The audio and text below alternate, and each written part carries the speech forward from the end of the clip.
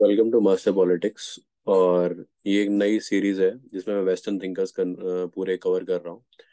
तो मैं पहले सबसे पहले कॉन्ट्रेक्चुअल लिस्ट जो है, जो थिंकर्स हैं उनको मैं कवर कर रहा हूँ। जैसे सबसे पहले कॉन्ट्रैक्ट सोशल कॉन्ट्रैक्ट की थ्योरी दी थी थॉप्स हॉब्स ने। तो I am covering Thomas Hobbes today. तो ऐसे ही मैं जो भी इंपॉर्टेंट थिंकर्स होंगे, चाहे वो हॉब्स होगा, रूसो होगा, लॉक होगा, जेएस मिल होगा, प्लेटो, एरिस्टोटल, जो मुझे लगता है कि 10-12 थिंकर्स इंपॉर्टेंट हैं यूजीसी नेट के लिए, तो मैं वो कवर कर रहा हूँ। तो शुरू करते हैं बैकग्राउंड से कि भाई थॉमस हॉब्स का बैकग्राउंड क्या है। तो वो मलबरी इंग्लैंड में पैदा होता है। Mulberry is in England. तो मलबरी इंग्लैंड में पैदा होता है वो। तो इसीलिए उसको मॉन्स्टर ऑफ मलबरी भी कहते हैं। ठीक है। वो जब पैदा होता है तो वहां पे उस टाइम पे इंग्लैंड में एक सिविल वॉर चल रही होती है। यूरोप के अंदर एक रिलीजियस वॉर चल रही होती है। तो उसको सिविल वॉर कह देते हैं, जो खासकर उस टाइम पे स्पेन ने का अटैक किया हुआ था इंग्लैंड के ऊपर। तो वहां पे डर का माहौल था। कोई सिक्योरिटी नाम की चीज नहीं थी। तो ये सब माहौल चल रहा था वहां पे इंग्लैंड पे जब हॉब्स पैदा हुआ। तो आप ये चीज नोट करना, जो कंडीशंस आपके आसपास होती हैं उससे आपकी थ्योरी या फिलोसफी डेवलप होती है, आपकी आइडियोलॉजी डेवलप होती है।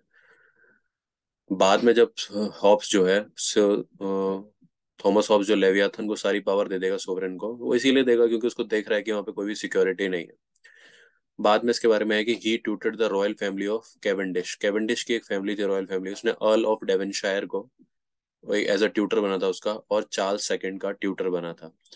ठीक है, दो लोगों का वो ट्यूटर बना था। Earl of Devonshire and Charles second का वो ट्यूटर बना था। ये पूछ लेते हैं एज अ क्वेश्चन। ऑक्सफोर्ड में पढ़े थे उस टाइम पे, और उस टाइम पे उन्होंने यूरोप में जब वो घूम रहे अपना पढ़ाई कर रहे थे, उस टाइम पे वो गैलीलियो, केपलर और डेस्कार्टे से मिलते हैं। तो अगर कोई पूछे आपको इन अ क्वेश्चन कि भाई कौन सा ऐसा थिंकर है जो गैलीलियो, केपलर और डेस्कार्टे से बहुत ज्यादा प्रभावित था, तो उसका नाम है थॉमस हॉब्स।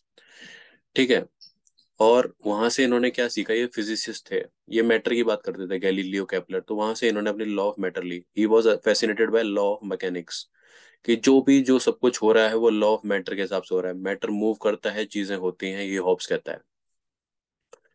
अब जब इन्होंने मैटर की बात करी, साइंस की बात करी, तो वो अगेंस्ट हो गए थ्योरी ऑफ डिवाइन राइट के। थ्योरी ऑफ डिवाइन राइट क्या कहती है कि राजा ही भगवान का अवतार है, जो वो कहता है वो सच है। तो he was the first person, मतलब one of the first person जिन्होंने डिवाइन राइट थ्योरी के अगेंस्ट थे। ठीक है, क्योंकि उन्होंने साइंटिफिक मेथड यूज करना चालू कर दिया। He gave self defence as a reason for रेविल। अब उन्होंने क्या किया, आगे आप बताऊंगा इसके बारे में। सोशल कॉन्ट्रैक्ट में उन्होंने सारी पावर, लोगों की पावर एक सोवरन में दे दी, जिसको वो कॉमनवेल्थ बोलते हैं या लेवियाथन बोलते हैं या स्टेट बोलते हैं, कुछ भी बोल लीजिए। पर लेकिन उन्होंने एक चीज नहीं दी। उन्होंने कहा सेल्फ डिफेंस, अगर तुम्हारे मरने मारने की बात आ गई, तब उस टाइम पे तुम रेवोल्यूशन करना और उसको लेवियाथन को उखाड़ फेंक देना। वो लेवियाथन का कोई काम नहीं अगर वो प्रोटेक्शन नहीं कर सकता तो आपकी। अब वो इनके बारे में कुछ फैक्ट्स हैं, ये एज अ क्वेश्चन डायरेक्टली आपको। He was the first modern social contract, he gave the first modern social contract. सबसे पहले हॉब्स आता है कॉन्ट्रैक्ट देने वालों में, फिर लॉक आता है, फिर रूसो आता है। तो पहला कॉन्ट्रैक्ट इनका है। He was the first modern political scientist, क्योंकि उसने मैटर की बात करी, लॉ ऑफ साइंस की बात करी, तो वो फर्स्ट मॉडर्न पॉलिटिकल साइंटिस्ट भी कहलाए जाते हैं। He was the first to secularise the state. उन्होंने कभी भी, ही वॉज, बिकॉज यूरोप में उस टाइम पे सिविल वॉर रिलीजन के ऊपर चल रही थी। तो इसीलिए उन्होंने वो कहा कि भाई रिलीजन के ऊपर लड़ना नहीं है, सेकुलरिज्म का कॉन्सेप्ट अपनाओ। मतलब कि सभी धर्म बराबर हैं। ठीक है। पर लेकिन सेकुलरिज्म का मतलब एक तरीके से state do not have a religion of its own. Western secularism बिल्कुल अलग है। वो नेगेटिव सेकुलरिज्म है, स्टेट रिलीजन के स्फेयर में इंटरफेयर नहीं करता। ये है वेस्टर्न सेकुलरिज्म। इंडियन सेकुलरिज्म क्या है, स्टेट हर रिलीजन में इंटरफेयर करता है इक्वली, जितना उसको करना है। ये है तो पॉजिटिव सेकुलरिज्म। अब हॉब्स की कुछ किताबें हैं। De Cive, De Corpus, the element of law, natural and politics, and सबसे उनका जो फेमस किताब है वो है लेवियाथन, जिसकी डेट आपको पता होनी चाहिए, 1651। काफी बार नेट में पूछ लेते हैं, मैच ऑफ द फॉलोइंग में। तो D साइफ, D Corpus, the element of law, natural and politics and Leviathan इनकी किताबों के नाम हैं। अब वो एक सोशल कॉन्ट्रैक्ट में, जब उन्हें सोशल कॉन्ट्रैक्ट बनाता है तो वो बोलते हैं कि नेचर ऑफ अ मैन, मतलब कि सोसाइटी बनने से पहले इंसान कैसा था। Man is compose of a matter. वो कहते हैं हॉब्स कि भाई मैटर से बना हुआ है आदमी। मैटर का बना हुआ है, चाहे उसके अंदर एटम्स हो, कुछ भी हो, उसका बना हुआ है। अब उसके एटम, उसके मैटर दो तरीके की हरकतें करते हैं। या तो एपेटाइट करते हैं, वो दो तरीके का डिजायर है मैन के अंदर। या तो एपेटाइट है, एवर्जन है। मतलब वो एपेटाइट का मतलब लाइक, क्या वो कुछ कुछ लाइक करेगा, या एवर्जन मतलब उसको डिसलाइक करेगा। अगर उसे प्लेजर मिल रहा है तो वो एपेटाइट उसे और मांगेगा, अगर उसे पेन हो रहा है तो वो एवर्जन की तरफ जाएगा, मतलब डिसलाइक करेगा।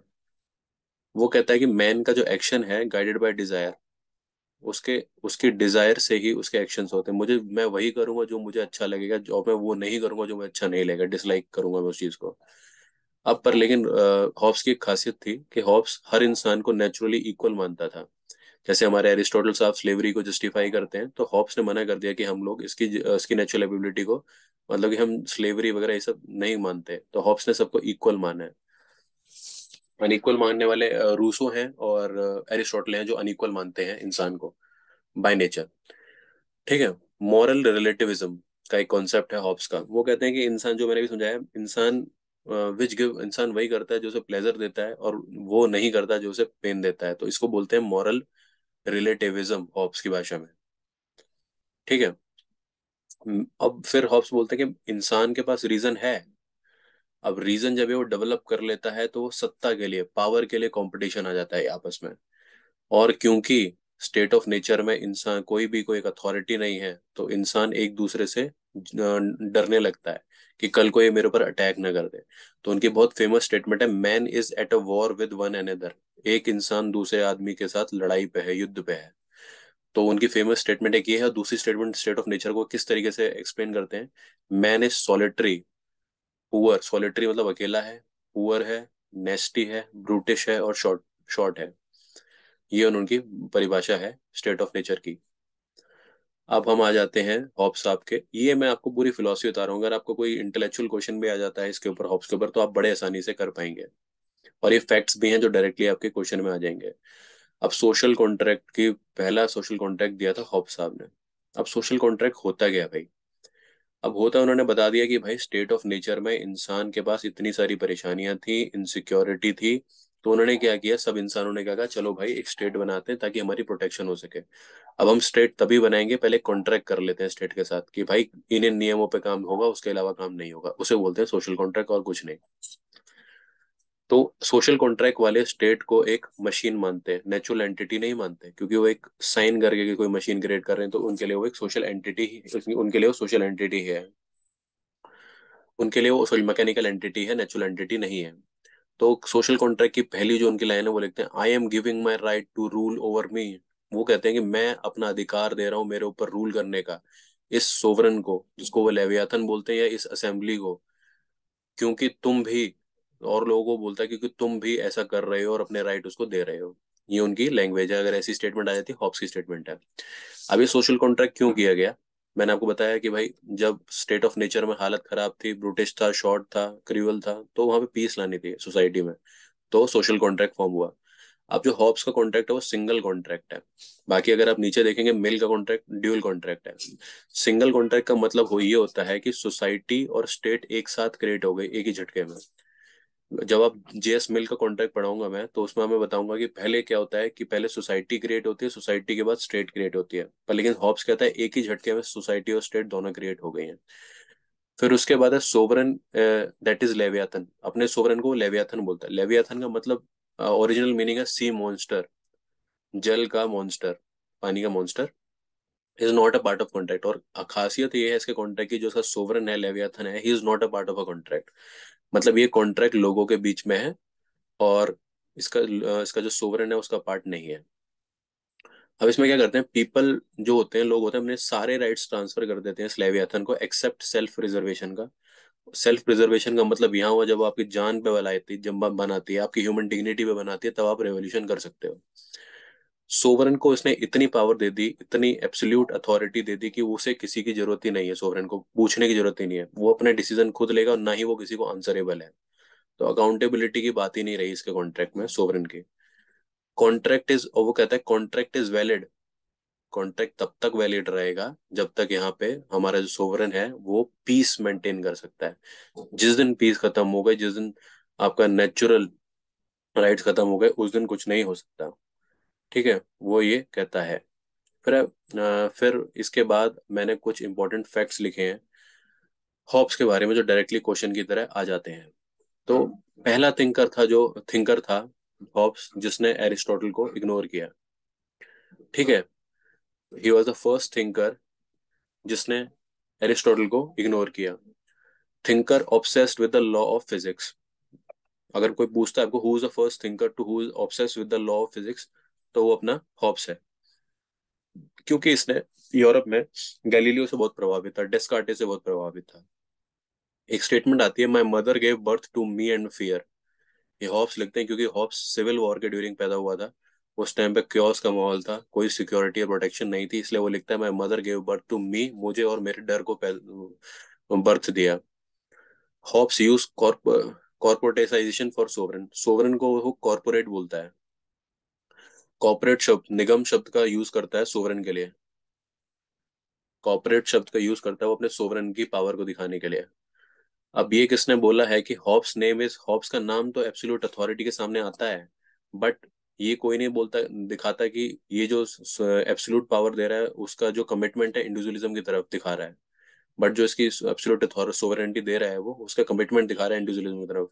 तो ये सबाइन बोलता है हॉब्स की तारीफ करते हुए। Who said leviathan is a book on flattery. किसने कहा है कि भाई जो लेवियथन जो किताब है वो चापलूसी की किताब है। ये बहुत फेमस है, ये क्लेडरन ने बोला है। CLADERN, क्लेडरन साहब ने बोला है ये। अब ये कौन बोलते हैं, who said Hobbes social contract is between subject. Hobbes का जो सोशल कॉन्ट्रैक्ट है लोगों के बीच में ही है। ये किसने बोला है, ये एवनस्टीन ने बोला है।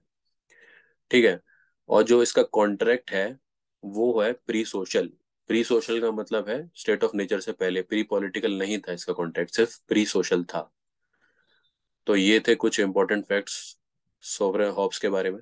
इसके बाहर आपको कम ही चीज़ें मिलेंगी। अगर आप इसको समझ लेते हो, जो मैंने बोला है फैक्ट्स को, और आप याद कर लेते हो, रिवाइज कर लेते हो, आपका काम खत्म होता है। मैक्सिमम तरीके पे आप इन्हीं चीज़ों पे फैक्ट्स पे क्वेश्चन आएंगे। Thank you very much for listening to the video. Hopefully आपको यूजफुल रहेगी। मैं आगे सारे ये western philosopher, Indian philosopher cover करने वाला हूँ डेली। Thank you.